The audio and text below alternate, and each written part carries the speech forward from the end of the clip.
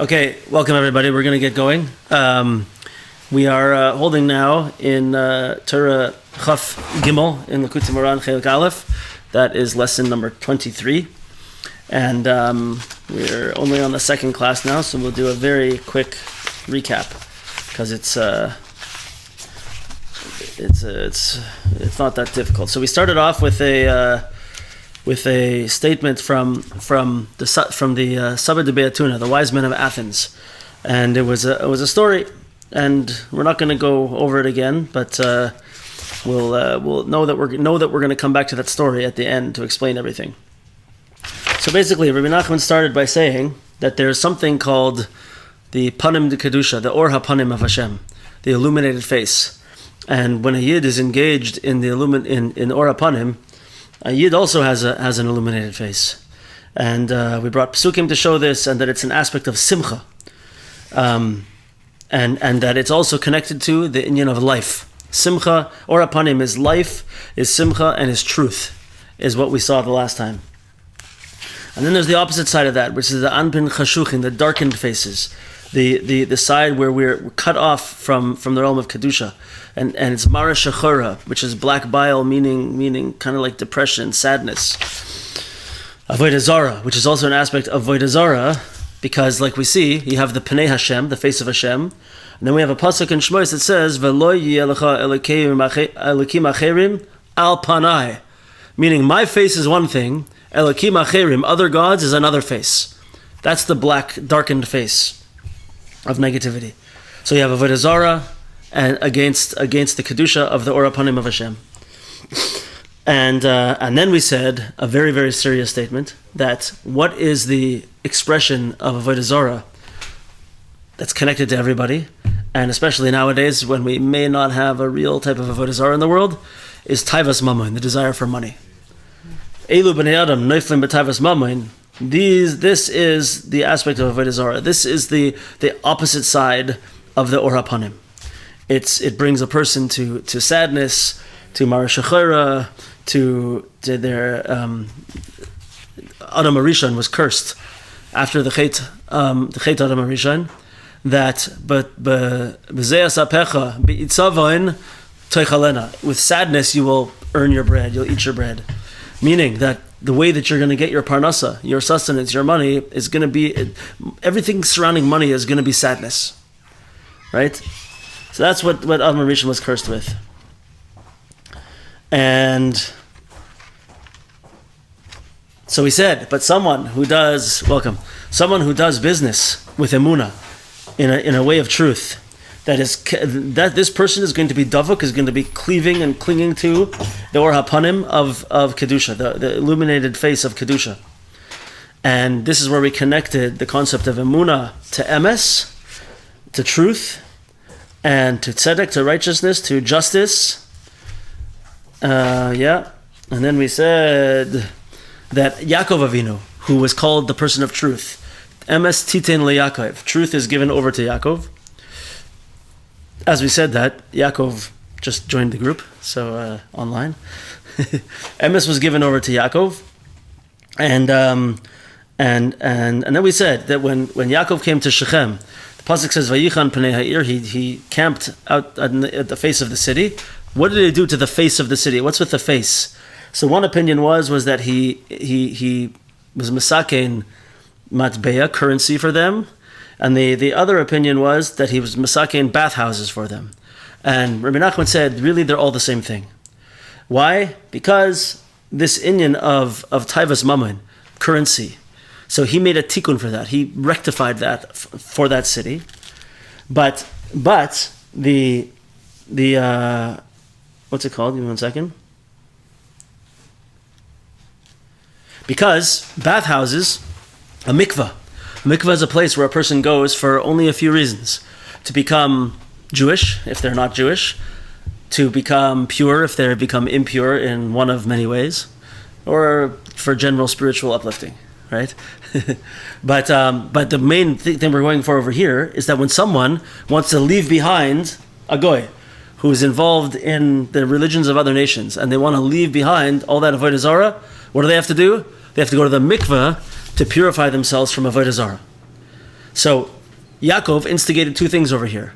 He was mesakein currency, money. He fixed up the concept of money together with, at the same time, or maybe through, instigating purity from Avodah Zarah. Because these things are bound up together. Avodah Zarah and Taivas Mammon are one thing, right? One big scary thing. So this is what he did over there. Then we had the 140, the gematria of Mammon is 140, and it's corresponding to the 2 times that the Shekhinah cries out. Remember, we have the Mizmor in Tehillim called Ya'ancha, which has 70 words, which is corresponding to the 70 cries that a woman has when she's giving birth. And Rabbi Nachman said that the Shekhinah cries out 2 times that. Kalani miroishi, kalani mizroi. The Shekhinah is in pain and crying out for people who fall into Taivas Mammon. It pains the Shekhinah when people fall into this negative relationship with money. So she cries out 2 sets of 70. 140 cries, which is the gematria of Mammon.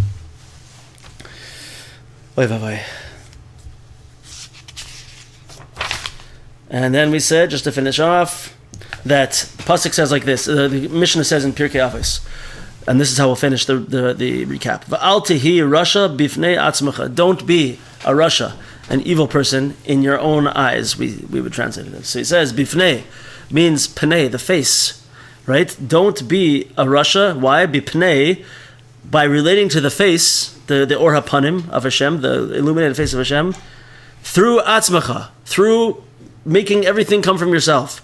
Through saying, I'm the one with power. I'm the one who makes the money. I'm the one who makes the success happen. Right? If a person does that, this is an aspect of being tied up with Taivas Mammon and with Avodah Zarah, because you're not ascribing power to Hashem, you're ascribing it to something else. So it's Avodah Zarah and Taivas Mammon all rolled into one. And of course, ego, which is related to them all. And that's where we finished off last time. So where are we going to go today? I just want to tell you guys, we're going to get into some awesome stuff in this Torah. One of the things, I have a mezuzah that I've been meaning to give to our friend Sandra over here for a long time now, probably a year. It's sitting upstairs, and I have to give it to you. But there's a whole big section on mezuzah in this Torah, which is going to be very timely, and we'll make sure to give you that mezuzah in Mirz Hashem today, if I can find it. Okay, we're on letter Beis, page 14 in volume number 4 of these Likutei Moharans. Letter Beis in the Hebrew. Veda shal yedei tikun bris kodesh hu nitzol mipanim de sitra achra. You should know that it's through being masakein, rectifying the holy covenant, which at this moment, let's say that we're talking about the bris, the circumcision. Through rectifying this aspect, we can be saved from the evil side.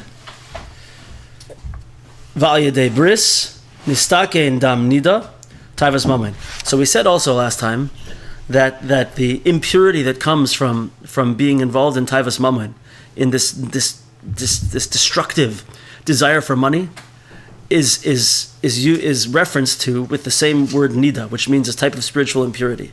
Right? And that word nida of spiritual impurity references the spiritual impurity that causes a man and woman to be apart for every month, right? In that realm.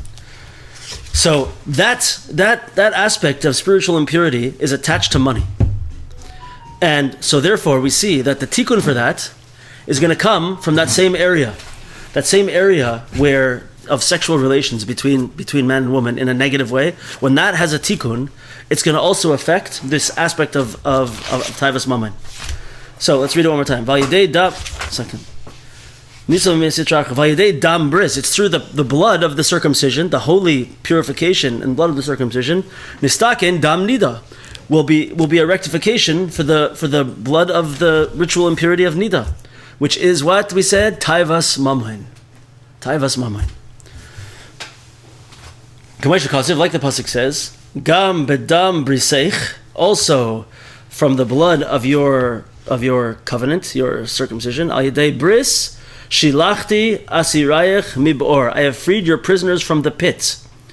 Bor da tachin. So the pit refers to this aspect of the spleen, mara shechara, which is bi'etzavon teichalena, meaning in sadness you will eat your bread. Meaning, the pit references being down in the low place of Taivas Mammon, in that relationship to money, that negative relationship to money, puts us into sadness, it puts us into negativity, puts us into jealousy, it puts us into all these terrible places when we have that bad relationship with money, spiritually. It's like we're in the lowest of the low. We're in a pit, right?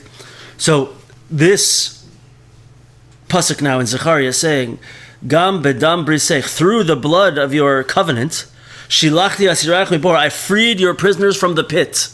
Meaning that it's through this concept, whatever it means that we haven't discussed yet, of the purity, the awesomeness of Bris Kodesh, of the Holy Covenant. Somehow that's going to save us from this impurity of this terrible spiritual relationship with money. With me so far? That makes one of us. Okay. Okay. So let's go a little farther. Yeah. Ki bris hu bechin. So we're going to see that bris is one aspect. The bris that we all call the bris. When a baby's born and you go to the bris, that's one bris. But there's other brisin also, britot also, and we'll see what they are now. So he says, Ki bris hu bechinas melach. Bris is also an aspect of salt. Hamamtik merirus v'itzavain haparnasa, that sweetens the bitterness and the sadness of this relationship with money. So salt, there's something also called the covenant of the salt. Let me see if he brings it down over here in...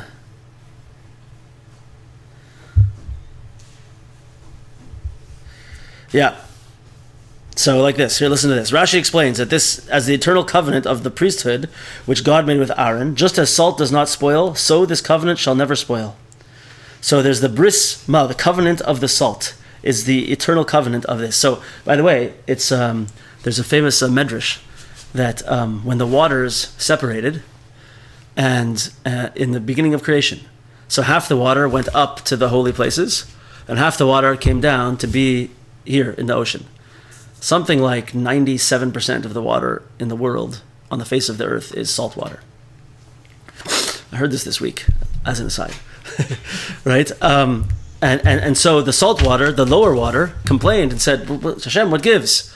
Why does that water get to go up to the highest heavens, into the Rikia, whatever it went, and I have to go down as the lowest of the low? And Hashem said, oh, don't worry. You are going to be very special, because in the Beis Hamikdash, every single korban is going to have to be brought with salt on the altar also.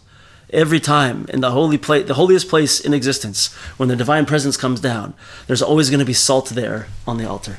And this is why, by the way, we have now, whenever we have bread at our table, right? Since we have no more Beis Hamikdash, what replaces the Mizbeach, the altar of the Beis Hamikdash, is our table. Especially our Shabbos table. This is why we have salt always at the table, because this is our Mizbeach now. It's also a reason why it's so important to eat in a holy way, and to especially Sudas Shabbos, to have Divrei Torah and not Lashon Hara, to make that into a Mizbeach, make it into a special place, right? Everyone, we all do our best. We got to all do our best. That's it, right? And so therefore we have salt on there, because this is our new mizbeach, right? So the salt was appeased. So there's a covenant with the salt, that the salt is always have to. Whenever we're making holy things, the salt has to be there, right? This is the covenant of salt, and like we said, just like salt causes something to not spoil, to last. It's a preservative in a certain sense, right? Is one aspect of it. So too, the covenant with Hashem is eternal.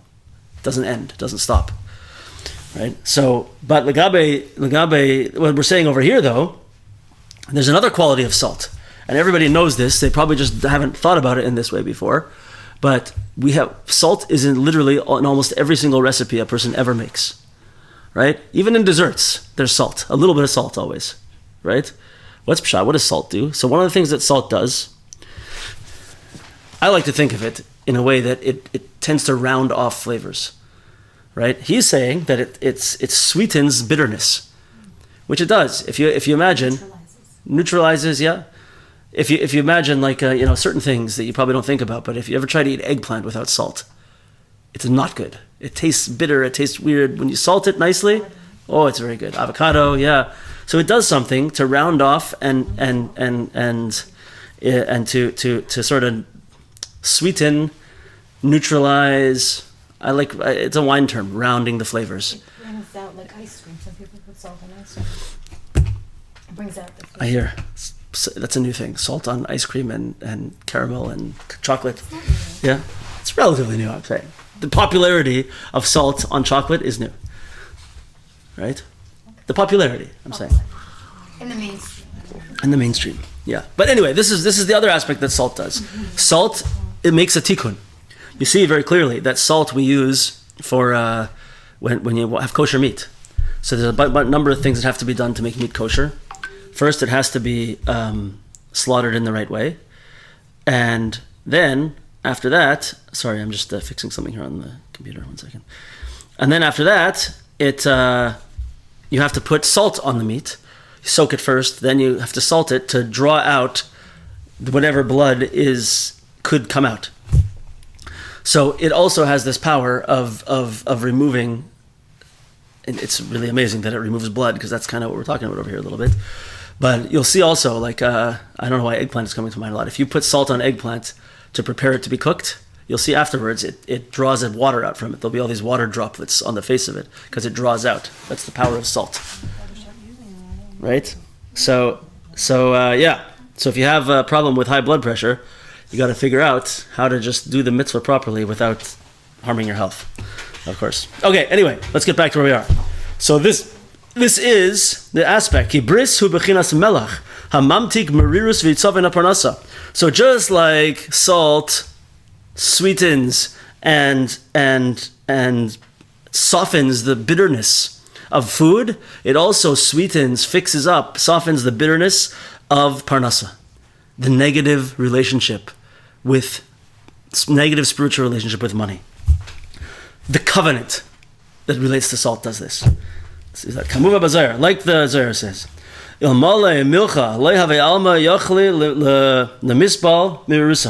if it wasn't for salt, the world would not be able to tolerate the bitterness. So on the one hand, it refers to food, that salt allows us to eat food that's bitter, but on the other hand, it refers to the bitterness of this relationship with money. Bezehu, bris melach oilamhu. It says in the Pasuk in Bamidbar, it's an eternal covenant of salt. This is what we were talking about in the Beis HaMikdash. Vahu, al tashvis melach bris elokecha. This is also what it says. Do not leave out the salt of the covenant of Hashem. Elokecha daika, and it's specifically Elokecha, your God. Ki al yedei zeh niskasher belokus, because it's through this connection with salt that we connect to Elokus, to godliness. When he's parish me'avodah zara, and we flee from avodah zara, kamosha kasuv, like the pasuk says, mi besari echze eleka. Through this is a pasuk that it's from Eiv. It says, from my basar, from my flesh, I can see Hashem, I can see God, right? So this pasuk is used in a number of different ways. The way that we understand it on a deeper level. The main way that we see it in Chassidus is that through looking at the body of a person, or the way that our flesh works, we can understand holy things. So just like we all know, the Kabbalistic spheres correspond to the human body.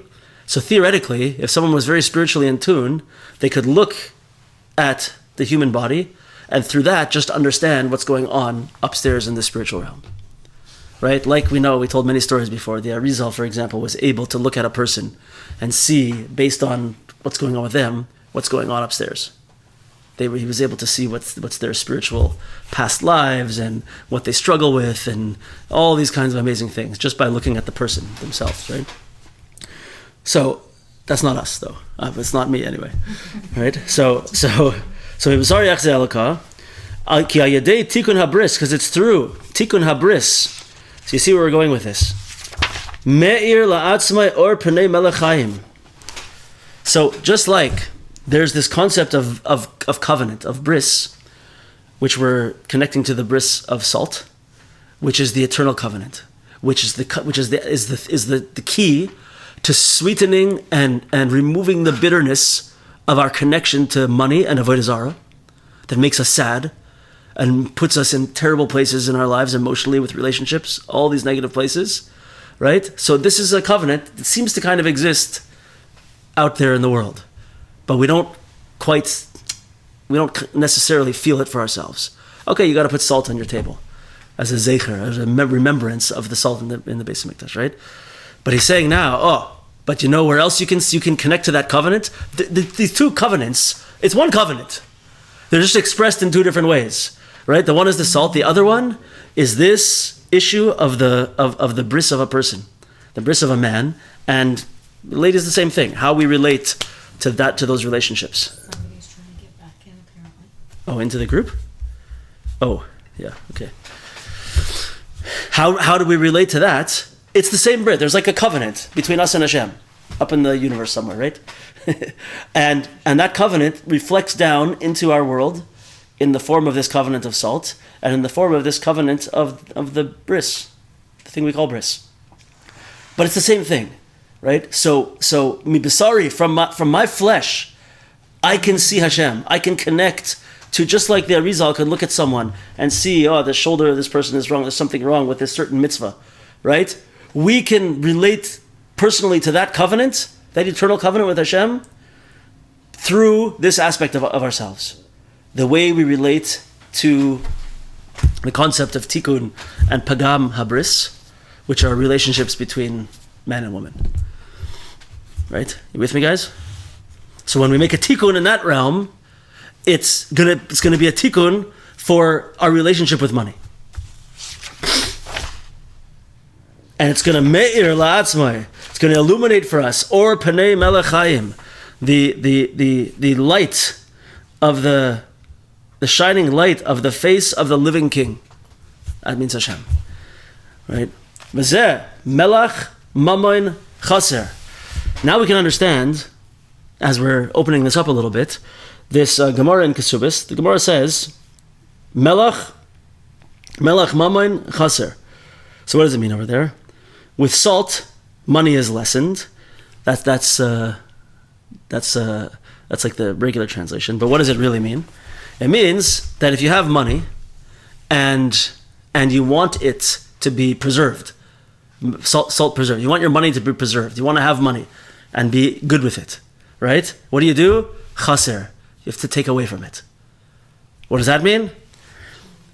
Nismaid etzlei taivas mamain. He's going to explain it more soon here.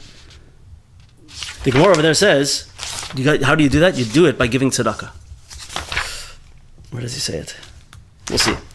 So how it's counterintuitive. You would think that if I want to have more money, right, in my bank account, what should I do? I should pinch every penny. And I should never give money to other people. I should just save and save and save and save. I can't give money right now because I need to save. It's never going to work. If you want the money to flow, you got to give the tzedakah. When you give tzedakah, that salts your money. That preserves your money, right? So we have laws, meaning it doesn't work to give it all away. Hashem doesn't want that either, right? We're supposed to give 10%, up to 20% in normal circumstances. If there's some type of emergency situation, you could give more, but there's things. But giving money the way Hashem wants us to is a way that we can be sure that Hashem's going to take care of us. One of the ways that we see this came up in, we're learning Chavos Levavos, Shar B'Tachon, by Shal Shudas. And one of the ways that one of my friends, Rabbi Jacks, he put it is like this. He said that Hashem is very nice to us. He has a job for us. He wants us to give a certain amount of money for him. He gives us money that he needs us to give to other people. And our salary for that is that we get 90%. We just have to give 10%. He gives us all this money. He says, I'm paying you 90% commission, right? So that you will give this 10% that I need you to get to these other people. So if you don't give it, that's it. He's going to stop it. He's going to stop the flow because you're not doing what you're supposed to do. Mashen Kane, if you give that 10%, you're doing the job because the money's going where it's supposed to go. It was never meant, it was never belonged to you. It's as if it didn't belong to you. Right? That's the proper way to think about it. The money does not belong to me. Hashem's giving me something that I need to give to someone else. And if I do it properly and I'm a nice person, he's going to sustain me also and give me my 80 to 90% commission. It's a very good rate in today's job market. I have not seen 90% commission in any salespeople in recent memory, right? So this is an Inyan. This is one of the Inyanim we're talking about over here. So,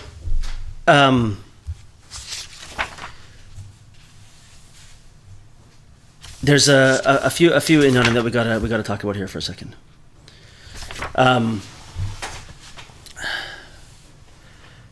So how do we connect all these things together? We see other things that connect these things together.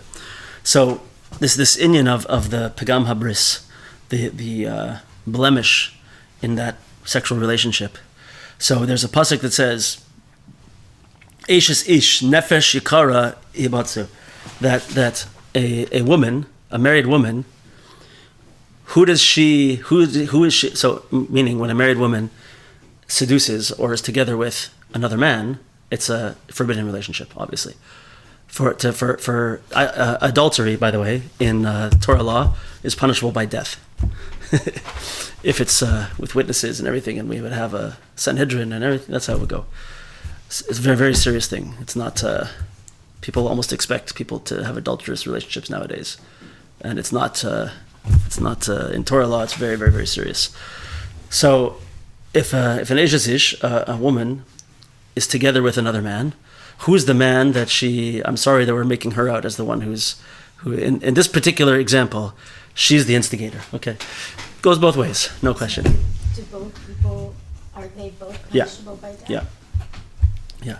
So, but in here, the pasuk says, "Nefesh yakara," he puts it. She tricks in or pulls in a nefesh yakara. So you would translate it normally as a precious soul, like this woman who's like a harlot. She's afflicting this precious soul, but the Chazal learn it differently, and they say nefesh yakara, someone who is involved in yakara, who thinks that they have to have a lot of money. Yakar means value, means what? Expensive, yeah, in modern Hebrew, it's something either yakar or zol, right? It's either expensive or cheap. Someone who makes sure that they have a lot of money, who's very tied to money, right? That's the person who's going to get involved in such a relationship, right? These things are tied together very strongly. The concept of taivas mammon and the concept of immoral relationships, very, very strongly tied together. To the extent that, is he going to say it over here, or do we already have it? So we're going to see at some point soon that I think we said this last week actually, that the let's call it the Ra HaKoilal, the all-encompassing evil, he says in this Torah, is we have 70 nations, and all of those 70 nations have a certain thing that they're attached to, a certain negative trait that they're attached to, right? But there's one that they're all attached to, and in this Torah he says it is taivas mammon, the impure desire for money. However, in a previous Torah, he said that the all-encompassing taiva, all-encompassing trait, is taiva's niyuf, is the desire for immoral relationships. So we could say, Renachman, no, what gives? Which one is it? You're saying two, right? And the answer is that they're really the same thing. They're bound together, these two things. Taivas mammon and pagam habris. Taivas niyuf, it's called. That means the desire for adulterous relationships are really bound together. Think for a second, people. Just think. You don't have to think too hard. Think about famous people in the news. Everyone's downfall is either one of these two things, usually both. It's usually involved both of these things. Think about most relationships that you know of, people that you know, right? That go south and bad things happen. It's always either one of these things or both of them, right? These things are mamish bound together.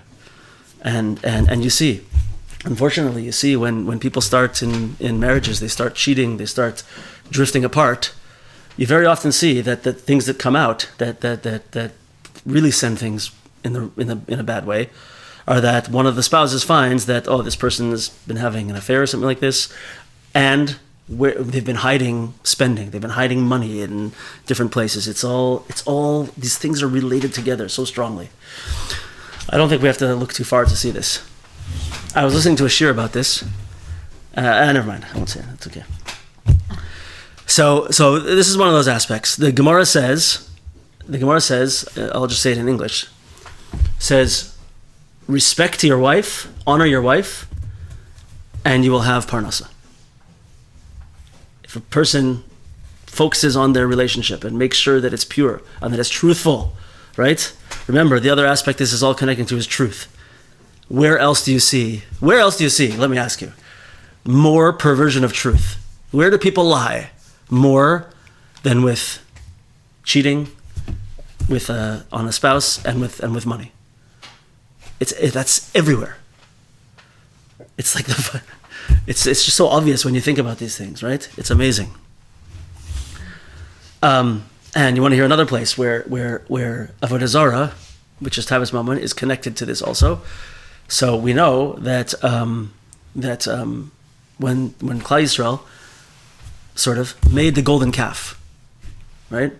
So when Rashi in the beginning of Sefer Devarim, when it's talking about all the places that the Jews traveled through, and Rashi says over there that Moshe Rabbeinu was starting Sefer Devarim by telling us all these places to give musar to Klal Yisrael, to say, listen, don't forget all these bad things we did, and we're about to go into Eretz Yisrael. We gotta make sure that we do tshuva, right? One of the places is called Di Zahav, that it says in Sefer Devarim, and Rashi explains that this is musar about the golden calf. Why did we make the golden calf? Because of Di Zahav, Dai Zahav. We had plenty of gold, too much gold. Too much gold caused us to make the Egel HaZahav, the golden calf, which was a type of avodah zarah, and all the gold was thrown in. I know the women were good, but it's never the woman's fault. Literally most of the time, right? So, but this is what happened over there. But there's an amazing, I think it's a Medrash, a Gemara, I can't remember exactly where it is, but it says that the only reason they made the golden calf was Ela lahatir lahem arayas. They made the golden calf to make this new situation with this new quote-unquote leader, and then dancing around and everything, pagan type of thing, in order to allow themselves to have physical relationships that they were not allowed to up until now. Right? Meaning, you see, very clear, what's that all about? Money, avodah zarah, and immoral relationships. Well, again, it's always tied together. These things. Scary business. Yeah. So, okay, let's go. We're gonna go a little farther here. We're gonna go a little bit fast through the next section, and then we'll get to the mezuzah section. Okay, let's go. Gimel. V'zehu vayigarish mipanecha oyev, and this is what Pasuk says: He will drive your enemy from your face, from your countenance. Mipanecha de kedusha, meaning from your face of holiness. Vayomer hashmed, and proclaim hashmed. Hashmed means like destroy. Lashon shmad, however, it's a lashon of shmad. So shmad also means what he says over here in English is apostasy. But someone who leaves Judaism to go, you can't leave Judaism, but who goes to become an idolater, right? It's called shmad. If someone leaves and goes to convert to another religion, that's what the word for it is, shmad. It means destroyed, right? but it also it means this thing of apostasy. So, v'yigarish mipanecha oyev, he shall drive the enemy from your face and proclaim hashmed, lashon shmad, lashon avodah zarah, hainu taivas mammon. Meaning that this is the cause of such a situation, is taivas mammon and avodah zarah are going to cause this. So he's going to drive it away, get rid of it. Ki kol Yisrael nikroim tzadikim, because this is a special line, by the way. If you ever, certain people, I don't mean this as a knock to Lubavitchers at all. You know I love Lubavitchers, right? The beginning of the Sefer Tanya is very involved with what's a tzaddik and what's not a tzaddik. And Lubavitchers are very, very particular in saying that there's only one type of real tzaddik. That's the tzaddik that the Rebbe is the tzaddik. Everyone else is not, no one else is like that. Everyone else, the title of the Sefer Tanya is Sefer HaBeinanim, the book of those middle level people, not tzaddikim. So, okay, and the Alter Rebbe has a whole thing over there, and it all makes sense, and it's very good, and it's there's one way to use the word tzaddik, which is the way that he uses it in there, which means a certain thing. Tzaddik is Olam, it's like the one in a generation, big tzaddik who has no Yitzhara, who's totally connected to the divine, right? And I don't disagree at all. However, you see all over Judaism, Gemara, everywhere you look, you see this word tzaddik used in all kinds of different ways. In the Zohar in particular, a lot. So we see over here that Kol Yisrael Nikroim Tzadikim Al Shem HaBris. All Jews are called tzaddikim because of the bris. Meaning, one way of understanding this is just as long as a Jewish male has had a bris, they have an aspect of tzaddik to them already. You could call them a tzaddik. I call everybody a tzaddik because everybody also has a tzaddik inside them. Underneath all of the unfortunate dirt that we experience, we have that pure, amazing high soul that's totally righteous, completely. And so we're all tzaddik because of that also. The Zohar HaKadosh says, Man de natar bris, tzaddik. Man tzaddik, man de natar bris. Who's a tzaddik? Someone who guards bris, who guards the covenant. Right? So this is who's called a tzaddik. Yosef, a tzaddik, is the one who's called a tzaddik. Why? Why is he called a tzaddik? Because he had a big test in this realm with Ashes Potiphar, Mrs.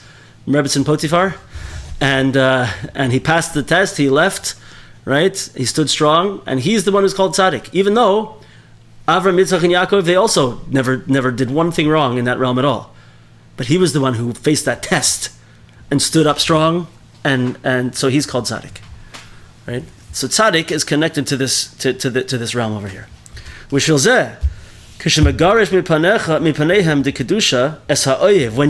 you cast away, when we throw out from our face of kedusha the enemy, who mapilosam ha'ovim, he causes the enemies to fall.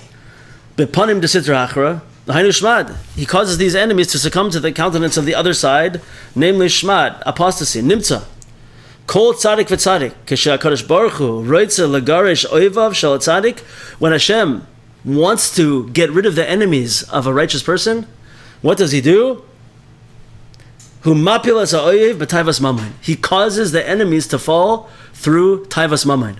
In other words, he's saying something like this: when you have a holy person who has the or hapanim, right, and he wants to cast out that enemy, the pasuk says, "V'yegarish mipanecha oyev v'yomer hashmed," and says this lashon of hashmed, apostasy, turn him into a right. Turn him into an avodah zarah person? What is tied together with avodah zarah is taivas mamain. So when Hashem wants to take that enemy of that righteous person and cause them to fall, he connects them to taivas mamain. He puts them in a situation where they're going to have this messed up relationship with money and they're going to fall. Right? Once again, just look around. What? Haman. Oh, that's a great example. Sandra's saying, you hear this, Sandra? Sandra's saying Haman Russia. The whole thing over there was connected to money. Right? And he said 10,000 silver whatevers they had back then. And he got the king's interest, and he wanted that. He wanted the money and the power, and this is how he ended up falling. You'll see this everywhere in the world. This is we don't have to look too far. I don't want to keep talking about popular culture and politicians who have failed us. I'll tell you something. I thought, without getting into too much detail, we had a politician here in Toronto who I thought was above it all. I thought he was a good guy. And I thought, I never would have guessed. And what happened? He fell into the realm of what's it called? Adultery. I never would have guessed. Mamish. This is what happens. Okay, sorry. Ki tzaddik hu bris olam, because tzaddik hu bris olam. Tzaddik is also called a bris olam. The Tikkun Zohar says. So how do we see tzaddik as bris olam? By the way, where else do we see another bris? Another place we have a covenant is with the rainbow. Right? After the flood, the big flood, the Mabul, Hashem said, okay guys, I'm never going to destroy the world again with a flood. So therefore, whenever I feel like doing that again, I'm going to shine a rainbow. So we all remember our covenant. So that's why there's a certain inyan in halacha that you're not supposed to look at a rainbow too long. Why? Because really, it's negative. It means that Hashem really should destroy the world right now. But he's remembering his covenant, and he's not going to do it. Yeah, the rainbow in Judaism. Rainbow in Judaism means Hashem wants to destroy the world. I'm just yeah. That's what it means. So it says that the whole lifetime of Reb Shimon Bar Yochai, who was big tzaddik, right? His whole lifetime, when he was a big tzaddik, there were no rainbows in the world, because the tzaddik took the place of that bris. The tzaddik is also called a bris. Ki tzaddik hu bris olam. V'zeh oyev shel tzaddik, and this enemy of the tzaddik, shecholik al tzaddik, who's going against the tzaddik. Ein loy melach lahamtik meruso. He has no salt to sweeten his bitterness. Ki melach mamon chaser. Ki ikar tavas mamon shenisma'et enu el yadei bris. So he doesn't have this inyan because greed is only diminished through. So if you have the concept of money and you have the concept of bris, then it lowers your greed. It takes you away from tavas mamon. That's so we said the word of tzedakah, right? That the relationship of salt to money, that salt lessens the what was the lashon over there? Melech mamon chaser. That salt, salt money is lessened, right? So what does it mean? It means through salt, through the covenant, the desire for money desire for money is lessened. What was salt? The concept of the covenant, of this beautiful, eternal relationship with Hashem, right? So this guy, though, who's going against the tzaddik, he doesn't have this covenant. He doesn't have bris. He doesn't have tikkun habris. He's all over the place in this realm, right? So therefore, he can't go against the tzaddik. He has no hope. You hear? B'shvil zeh, Zvulun, shahaya oyehev liyisachar. So Zvulun, who was beloved to Yisachar, Nemar boy, smach Zvulun, smach Zvulun b'tzeisecha. It says he would be happy b'simcha when he was going out. Smach hefech. What is that? That's the opposite of itzavon, the opposite of sadness, which is caused by tavas mamon. Sva smachos es panecha. It says the fullness of joy was on his face. Zvulun. Who's Zvulun? So everybody probably knows, but we'll say it anyway. The relationship of Yisachar and Zvulun, these two tribes. Some people say Yisachar and Zvulun. So Yisachar was the learner, and the whole tribe studied Torah all the time. And Zvulun is known that they were the ones who had ships. They would go out into the ocean, and they were traders, and they were also their main thing was techelis, the blue dye, which all the royalty in the world used at the time. They went and they made a lot of money, and with that money they supported the tribe of Yisachar to be able to learn. They had this relationship together, right? But what does the Torah say about Zvulun? It doesn't say. This is when in Zoysa Bracha, by the way, when Moshe Rabbeinu is giving the brachas to the tribes. It doesn't say, oh, Zvulun. They were always stressed out. And they had to make money, they had business, and they had employees, and everyone complains about business and jobs and everything like that. That's not what it says. What does it say about Zvulun? Smach Zvulun b'tzeisecha. They were happy, they were b'simcha when they went out to do this. Right? And the fullness of simcha was on their face. What does that mean? Because they had the perfect relationship with money. They didn't have this relationship of negativity and impurity and greed. They made the money specifically to do holy things with. So for them, it made their faces shine. Because they were honest, not just honest, they were of course honest and truthful in their business, but they were doing everything for a holy purpose. So they were like brilliant, holy people, the tribe of Zvulun. V'zeh kishabikesh rachav simana dechaye. So this is very interesting now. We're going to take another level over here. So does everybody know the story of Rachav? So when Klal Yisrael was coming into Eretz Yisrael, I think this is in Sefer Yeshua if I remember correctly. In Sefer Yeshua. So the inhabitants of the land were terrified. They were scared that the Klal Yisrael was going to come in and wipe everybody out. They had a right to be afraid. And so they sent a couple of spies over there in order to see what was going on, right? And so, who were the spies? Did they say where they were here? Yeah, Kalev and Pinchas went. He sent out Kalev and Pinchas to go see what it was. And they ended up in the house of Rachav. And they were going to be chased, they were going to be killed, they were surrounded, whatever. So she took them into her house and saved them.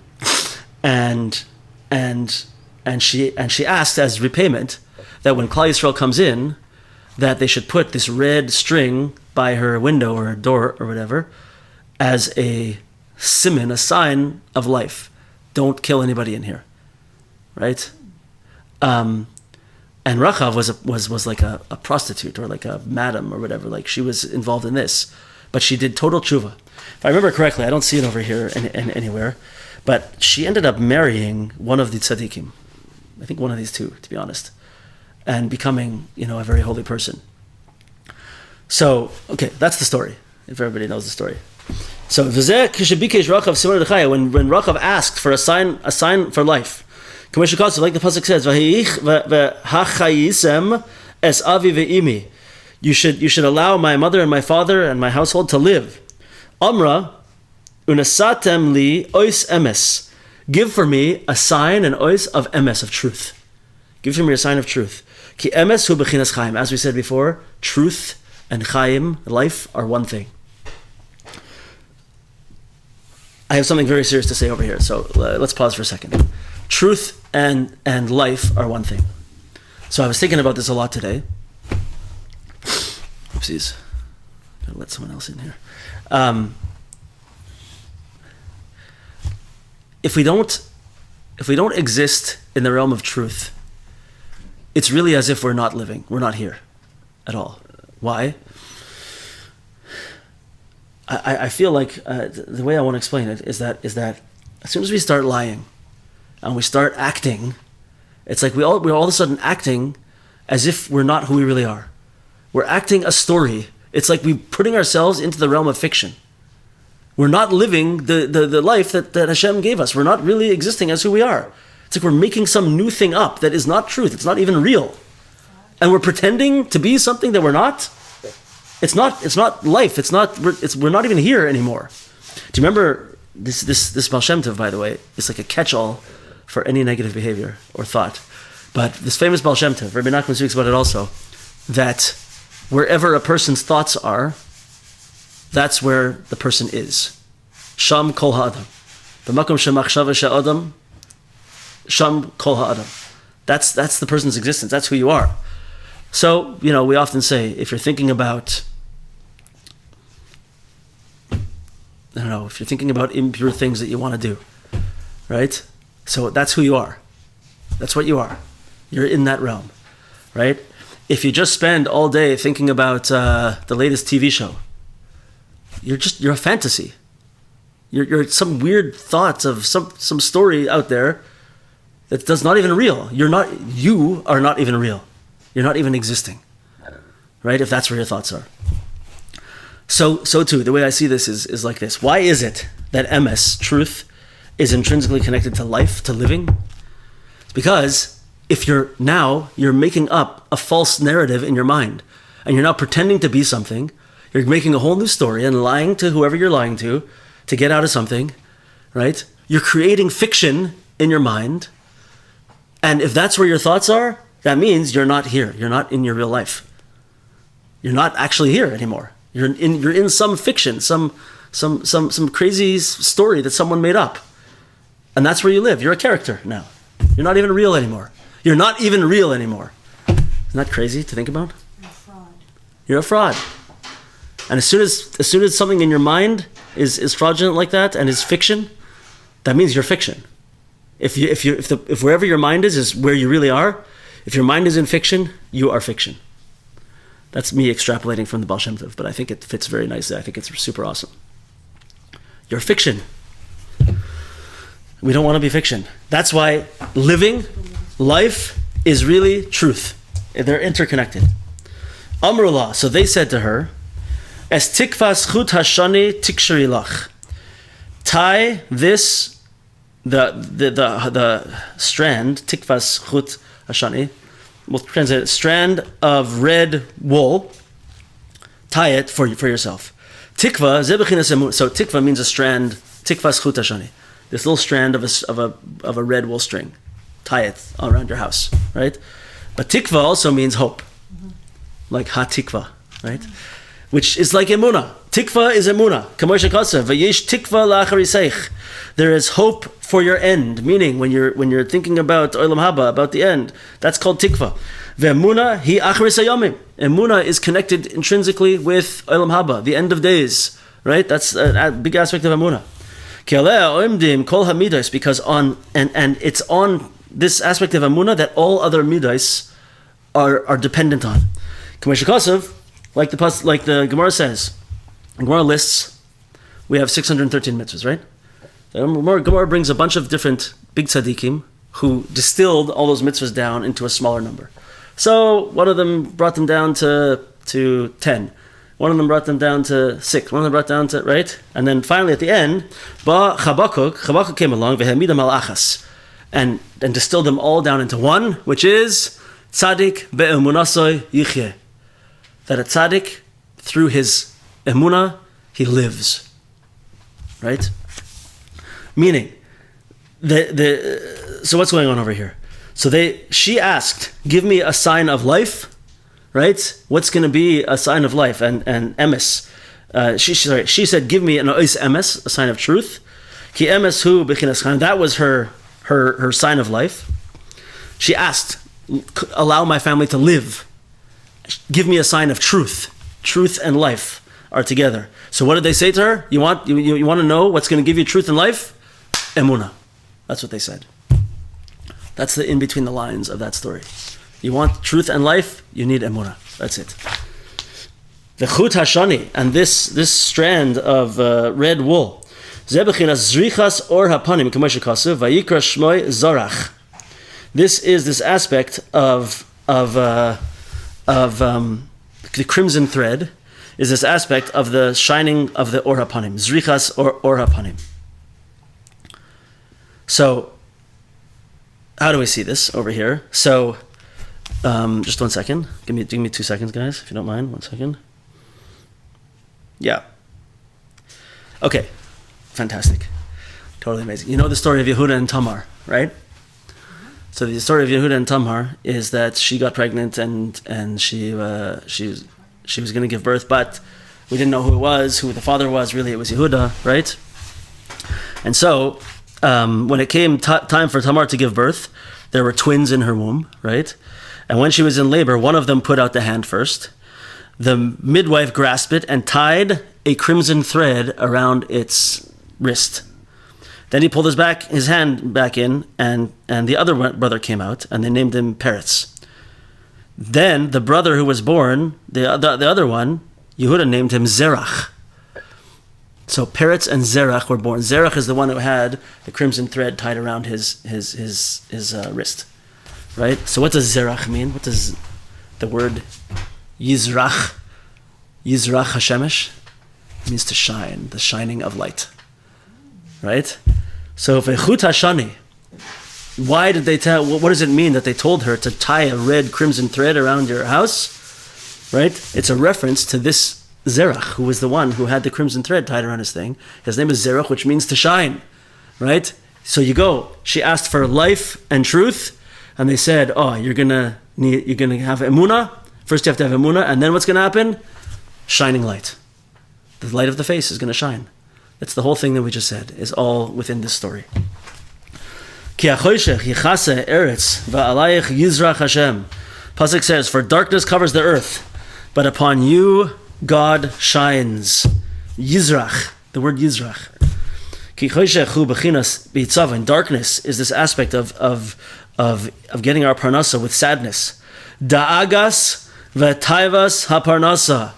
The worry about and the desire for parnasa, for money. It's interesting. This is the first time he put in this new word of dagas parnasa. The worry, stress of parnasa. And not only the desire, but the stress and the worry. Tsar kiflaim kayaleda, as we said before, it's twice as difficult as giving birth. I'm not saying, he's saying. Anpin chashuchin, darkened face, avodah zara. It's all this negative spiritual mojo that's connected to all these things. Avodah zara, taivas mamoin, stress and worry, and pagama bris, all these things together. V'alayich yizrach Hashem, but Hashem will shine on you. Emuna selukus, the emuna in godliness. Or hapanim, the illuminated face. Vayichan panei ha'ir, and he camped outside the city. Tikun hamatbeya, tikun taivas mamoin. It's the fixing of the matbeya, of the rectification of money, and the rectification of taivas mamoin. Bechinas smach Zvulun, who represented the most amazing relationship with money was Zvulun. Just think for a second, guys. Totally amazing. It's all between the lines here. He doesn't say it, but it's so obvious. What happened in the city of Shechem? Do you remember what happened in the city of Shechem? When Shimon and Levi went in, what did they do? They circumcised all of the men of the city. They got them all to agree, and they circumcised all the men of the city. They gave them all a bris, right? Because they wanted to take Dinah, their sister. And they said, no, you can't have her unless you're all circumcised. And they all got circumcised. That city was a place of impure desire for sexual relationship, and they all got the bris. Rachav, we're saying over here in this story, she was a prostitute, and she had a tremendous tikkun out of there. Yehuda and Tamar, she pretended to be a prostitute, and he went on the road, and totally out of character for him, he went and made this relationship with her, right? And what came out of that? This chut hashani, this crimson thread, which is this shining of Hashem's light, and the first ancestor of Mashiach comes out from that relationship. Peretz. What? All of this is coming from a place where there was a problem with sexual relationships and a tikkun, right? It's totally amazing. That's where all these come from. B'zeh b'chinas. We'll just, can we finish this up a little bit? Okay, a little bit more. B'zeh b'chinas, matzah or moitzeh. So, this is a funny thing in Gemara. It sounds like it's a joke. It kind of was a joke a little bit. But whenever someone would get married in the times of Chazal, they would ask the guy, the chassan, after he got married, matzah or moitzeh. Matzah means found, and moitzeh means find. Did you found, or did you find? Right? What's the story? Because there's two psukim like this. Ki parnasa bechinas isha. A person's parnasa, a man's parnasa, is an aspect of isha, of wife. Like Chazal say, Hayered leparnasas chaveroi kilu ba'al ishtai. Someone who goes and infringes upon the money of his buddy, it's as if he's having a relationship with his wife. They're connected. And we said before, the Gemara says, if you want to have good money, make sure you respect your wife and treat her and honor your wife. Right? These things are very connected. Parnasa shehu beitzavan, when a person has parnasa with sadness, he bechinas moitza. So it's like this. There's two psukim. One pasuk says, "Matzah isha, matzah toiva."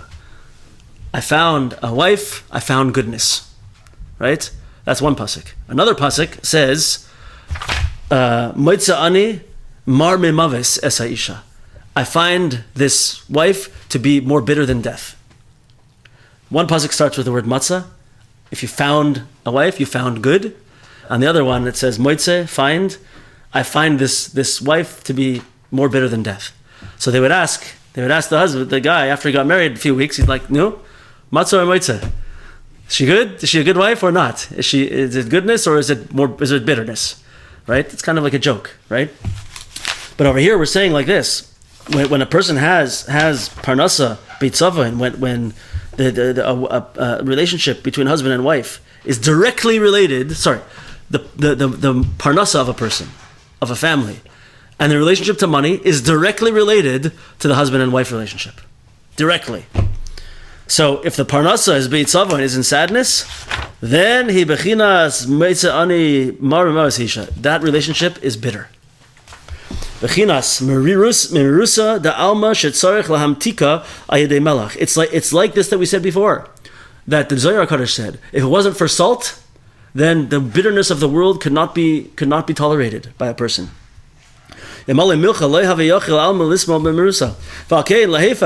But parnasa de kedusha kasiv. But by parnasa de kedusha, when a person has their parnasa in a holy way, they relate to money in an honest, good, positive way, then it's matzah isha, matzah toiv. Oh, I found a wife, I found goodness. Right? It's so obvious. Toiv bechinas tzadik. Toiv is also an aspect of tzadik. Bechinas bris melach. Shu mamtik mirusa dahainu tavas v'yitzav and parnasa. Tzadik is also, as we said, directly related to bris and toiv. Everything comes together over here. Kamei shekasev. Sorry.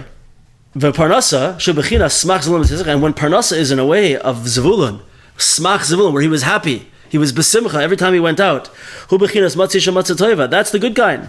Ve'ein toiv el tzaddik. The Gemara says in Yuma, ein toiv el tzaddik. Toiv is the tzaddik. Hainu bris kamei shekasev imru tzaddik ki toiv. The pasuk in Yeshaya says, imru tzaddik. Say of the tzaddik because that he's good. Toiv is connected to tzaddik.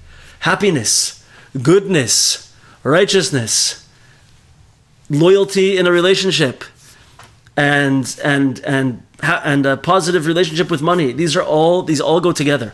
And when one of them goes south, the other one's going to go south also. You have to be very careful.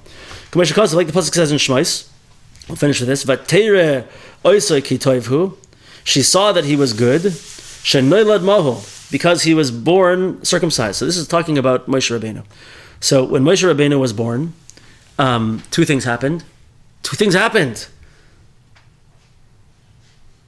Yeah, amazing. When Moshe Rabbeinu was born, you remember what happened? These are two things about Moshe Rabbeinu. When he was born, there was a tremendous light that came from him inside the room. And so she saw that he was good. One of the things that it says she saw was the light coming from his face. The little shining light of baby Moshe's face. And the other thing was that she saw that he was born, he's one of the few people who was born circumcised. Already circumcised. This is something that say happens to big tzaddikim. I happen to know, it happens also, like, just physically to normal people. I knew of at least one boy, maybe 30 years ago, who was born already circumcised also. So you don't have to do anything? Yeah, I think you have to just make a little drop of blood, yeah. So this is what it's talking about Moshe Rabbeinu. Ve'ein toiv ela or, and toiv it means or. How do we see that the word toiv, good, is connected to the word light? Kamashikasav, like it says right at the beginning of the Torah, Bereshis, Vayar Elokim es ha'or ki toiv. Hashem saw that the light was good. Zeh bechinas va'alayich yizrach Hashem. This is like that pasuk that we said, that the light of Hashem shines upon you. Bechinas chut hashani yizrach, that crimson thread that was on baby Zerach, right, and on the house of Rachav. So what are we seeing? We're now at letter Dalet here, which is the perfect place to stop. We're going to start next week with mezuzah and see how mezuzah relates to this whole thing. This is going to be an awesome part. But the way that we're seeing now, how are we finishing off over here? All of these things come together. They're all related. I know sometimes people don't like if I use the word purity or impurity because they think it sounds too old-fashioned. But guess what? Too bad. I'm using it. Purity, meaning purity, a sense of good, a sense of loyalty, a sense of behaving in the proper way.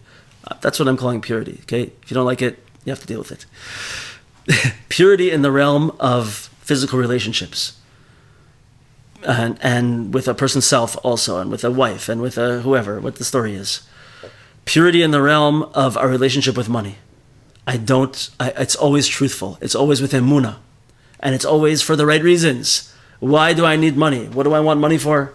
I want money only to accomplish what I'm supposed to accomplish in the world. Do you remember on last Monday, one of the things that we criticized the Chacham for was that he thought that the ultimate goal is to get married and have a family, right? And we said that's not the goal. That's a mistake. Since he thought that was the ultimate goal, he said, so I don't have to do that right now. I have my whole life ahead of me. I'll waste some time for now, and then I'll do that, because that's the goal. And Rabbi Arush said over there, he's like, no, that's not the goal. The goal is to be absolutely close to Hashem. Is to have dveikus with Hashem.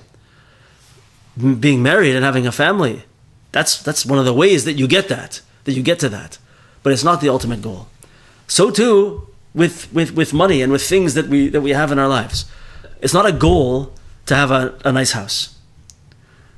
It is a goal. It's not the ultimate goal to have a nice house, to have parnas, to have food on the table, to have all these things. That's not the goal, right? It's just, it's those things that will help you and will enable a person to be able to achieve their goal of being a holy person and being very close to Hashem. Oh, if I have a house, I can do hachnas zorchim. I can have guests. I can make Shabbos meals. I can have shalom bayis. I can put up a mezuzah. I can do all these mitzvahs and live as a good person, as a holy person, if I have a house, right? With my money, I can do holy things. That's it. There's no other reason for me to have money. It's the ultimate goal. It's what am I doing with it? So what am I using my relationships with? My relationship to the opposite sex for? If I'm using it for something that's going to bring me close to Hashem, once again, it's going to allow me to be in a relationship, to be married, to have a house with shalom bayis, and to have a family, to have people, to be connected. It builds everything up. If I have money, to do the same thing, right? It's all being used in the right way for a holy purpose. It's all channeling in the same way. But if I'm in that situation, and now I take the money and I start doing bad stuff with it, it's just going to pull me down, and it's going to put stress on this side. Soon the money's going to fall, soon the relationship's going to fall, and everything's going to be terrible. Or I could be in that beautiful situation, and the person starts to stray off to the side with cheating on their spouse, chas v'shalom, God forbid. And that secrecy and that negativity is going to pull them down, and what's going to happen? The money's going to follow. It's going to go in the same direction. It's just going to go in that way.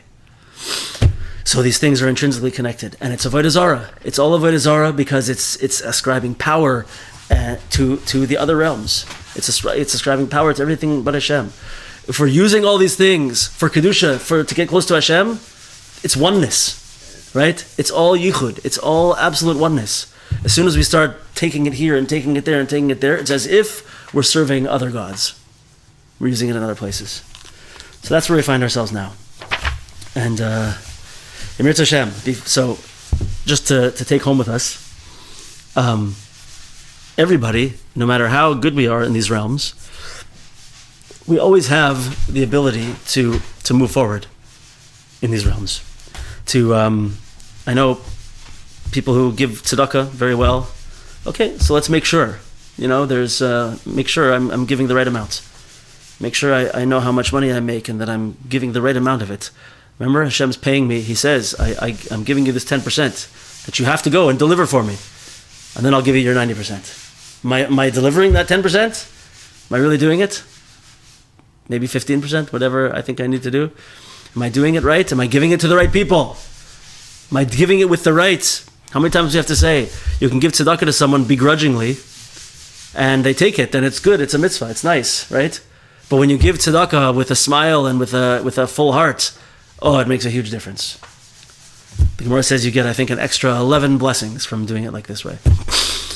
And in the other realms also, okay, yeah, you're good, you're faithful, you're not messing around with other people in a physical relationship. Great. But are you really directing that to the place it should be? Are you directing your love and your intimacy to a beautiful family relationship? Right? Is it going in the right place? Is it being activated? We can always move up. We can always be stronger in these realms. Right? I hear of so many people getting divorced, and it breaks my heart. And sometimes it's like it's a bad situation, and people are crazy, and they need to get divorced. Taka, it's a mitzvah to get divorced.